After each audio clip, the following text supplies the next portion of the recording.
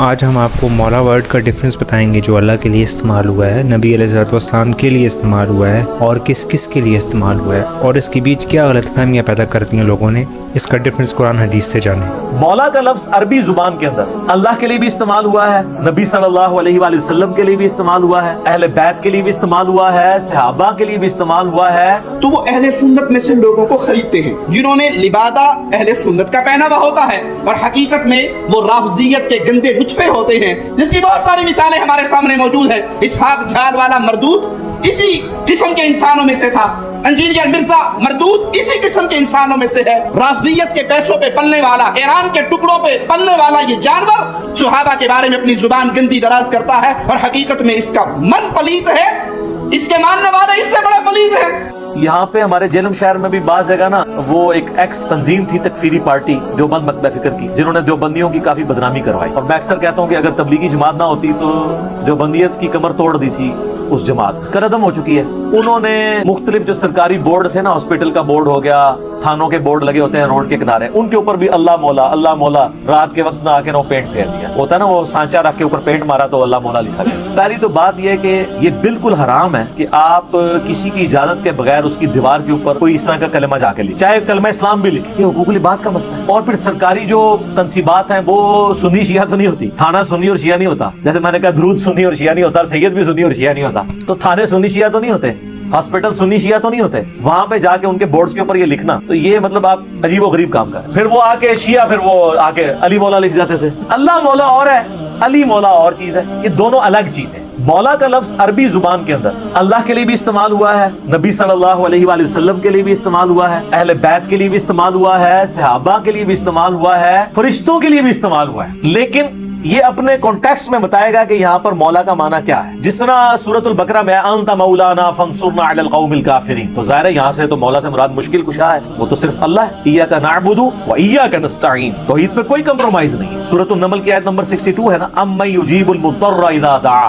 بھلا بتاؤ تو کون ہے جو مصیبت اور پریشانی میں گھرے ہوئے شخص کی فریاد کو سنتا ہے، ویکشف السوء، اور تم سے برائی کو تکلیف کو دور کرتا ہے، ویجعلکم خلفاء الارض، اور تمہیں زمین پہ اگلوں کا خلیفہ کرتا ہے، یعنی تمہارے باپ دادا کے بعد تمہارے مرنے کے بعد تمہاری اولاد کو۔ الہ مع اللہ، کیا اللہ کے ساتھ بھی کوئی اور الہ ہے جو تمہاری تکلیف دور کرے؟ قلیلا ما تذکرون، بہت کم لوگ ہی نصیحت حاصل کرتے ہیں۔ تو اللہ نے قرآن میں واضح فرما دیا کہ اللہ کے سوا جس شخص کے بارے میں تمہارا یہ عقیدہ ہے وہ تمہاری مصیبت اور پریشانی دور کرے گا، تو گویا اسے تم خدا مان رہے ہو۔ اس کو میں نے بڑی آسان مثال سے سمجھایا کہ بارش کون برساتا ہے؟ اللہ۔ ڈیوٹی کس کی ہے؟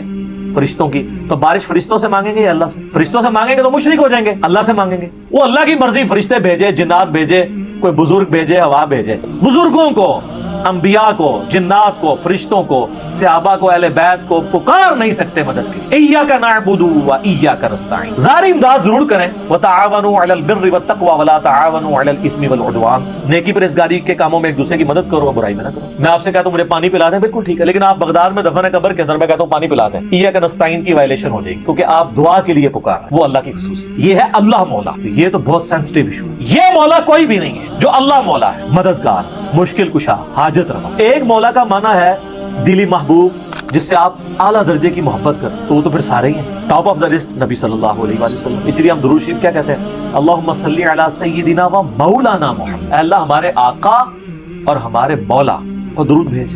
حتیٰ کہ قرآن حکیم میں اللہ تعالیٰ نے سورہ التحریم کی آیت نمبر 4 میں آپ دیکھیں کہ نبی صلی اللہ علیہ وآلہ وسلم کو تسلی دیتے ہوئے کیا ارشاد فرمایا ہے؟ اللہ تعالیٰ فرماتا ہے کہ فَإِنَّ اللَّهَ هُوَ مَوْلَاهُ، نبی علیہ السلام کا تو مولا ہے اللہ، و جبریل اور جبریل، و صالح المومنین اور سارے صحابہ بھی، والملائکۃ بعد ذلک ظہیر، اور فرشتے بھی اس کے بعد ان کے مددگار ہیں۔ یہاں پہ مولا مددگار کے معنوں میں آیا ہے، لیکن کون سی مدد؟ جو اللہ کی اذن سے، اس کی اجازت سے آتی ہے۔ اور وہ کیا؟ اللہ نے فرمایا کہ نبی علیہ السلام کو اللہ نے جانسار صحابہ دیے ہیں، تو وہ جو صحابہ مددگار ہیں وہ اللہ کی وجہ سے۔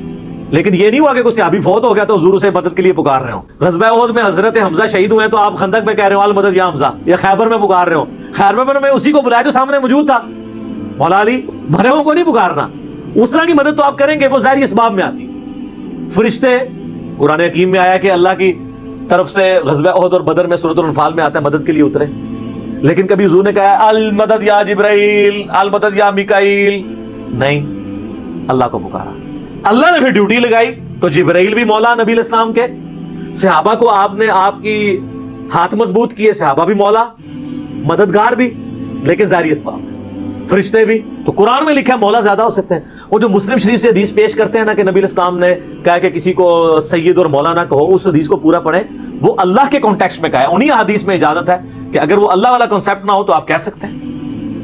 تیسرا مولا کا معنی ہے ایسے غلام کے لیے بھی مولا کا لفظ استعمال کیا جاتا تھا جس کو اس کا آقا آزاد کر. جیسے حضرت سفینہ کو کیا کہا جاتا ہے, مولا رسول اللہ صلی اللہ علیہ وآلہ وسلم. حضرت ثوبان مولا رسول اللہ صلی اللہ علیہ وآلہ وسلم. حضرت زید ابن حارثہ مولا رسول اللہ صلی اللہ علیہ وآلہ وسلم. یعنی یہ اتنے محبوب تھے نبی علیہ السلام کو کہ آپ نے ان کو آزاد کر دیا غلام کو. وہ کہتے ہیں نہیں, مولا علی والی حدیثیں علی بیان کرتا ہے, باقی صحابہ کو بھی مولا کہا ہے, حضرت زید کو, اور وہ والا مولا نہیں کہا ہوا کہ من کنت مولا ہوں فہذا علی مولا ہوں.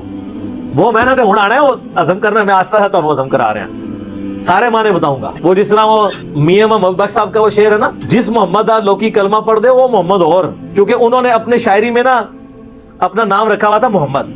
تو جب وہ شعر آتا تھا تو ادھر بھی کئی لوگ سیف الملوک سن رہے ہوتے ہیں, تو محمد آتا ہے تو وہ انگوٹھے بھی چوم رہے ہوتے ہیں, وہ حالانکہ محمد بخش ہے وہ محمد. پھر انہوں نے شعر بھی حالانکہ کہہ کے گئے, ان کو ابھی تک نہیں پتا چلا. تو وہ شعر میں وہ کہتے ہیں جس محمد لوکی کلمہ پڑھ دے وہ محمد اور, تو میں محمد اور. تو بھائی جی زید ابن جو حارثہ علی مولا اور, تو مولا علی علی مولا اور.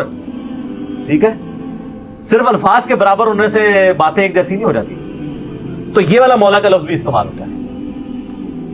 پھر ایک اور مولا ہے, اور وہ ہے پشت پناہ کے, آقا کے, سرپرست کے. یہ والا جو معنی ہے نا, یہ سب سے پہلے جس پہ فٹ ہوتا ہے نا, وہ ہمارے امام اعظم محمد رسول اللہ صلی اللہ علیہ وسلم. قرآن میں ہے سورہ الاحزاب کی آیت نمبر 6 میں, النبی اولا بالمؤمنین من انفسہم وازواجہ امہاتہم.